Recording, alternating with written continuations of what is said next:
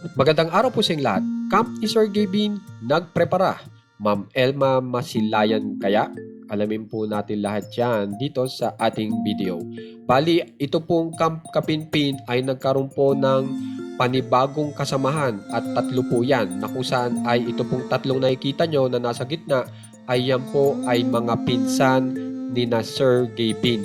Nakamping-kampi po kay Sir Gavin dahil ang ginawa po ni Sir Gavin noong una ay ini-enroll po sa isang university. Ito pong tatlo. At ito nga po si Sir Chip Allen ay hindi talaga pumayag. Kaya gumawa po siya ng panibagong vlog ngayon na ang title ay Bawiin ang Kakampi.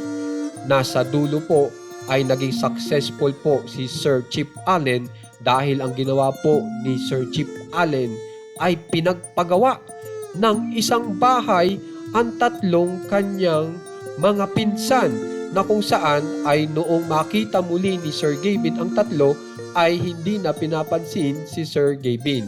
Kaya naman po talagang tuwang-tuwa na naman sina Sir Chip Allen, si Kalo at Kapitan Kelsey dahil naging successful po sila sa kanilang task.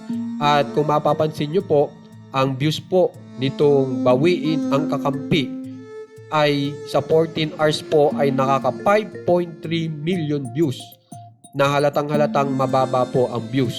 Tapos yung bumida po mismo si Sir Gavin sa title na Buko o Bukol, 7.3 million views lang. So ito po ay talagang, kung mapapansin po natin, record na po yan na napakababa po. Kasi in one day na 7.3 million views lang ang nakuha ni Sir Gavin na mismong siya ang bumida.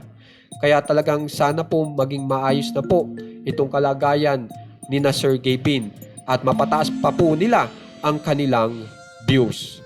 Samantala, dito naman po tayo kay Ma'am Elma kung saan ay nag-iisip na po ang madlang people kung masisilayan pa ba si Ma'am Elma dahil ang pagkakasabi niya po sa kanyang pagla-live ay sa August ang balik niya raw para mapahinga ang isip at katawan.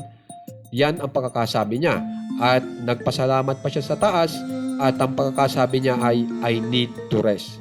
So medyo kapansin-pansin po na itong mga nakarang araw ay itong si Ma'am Elma ay talagang napipilitan lang na mag-live kasi kailangan. Pero kitang-kita po natin sa kanyang mga mata at sa kanyang muka na talagang siya po ay wala po talagang gana at pilit na pilit nga lang po talaga. Kaya naman po sana makabalik po talaga si Ma'am Elma sa August. Masilayan pa natin kasi may pagkakataon din na sinasabi niya na baka mag-vlog na lang daw ay si Sky.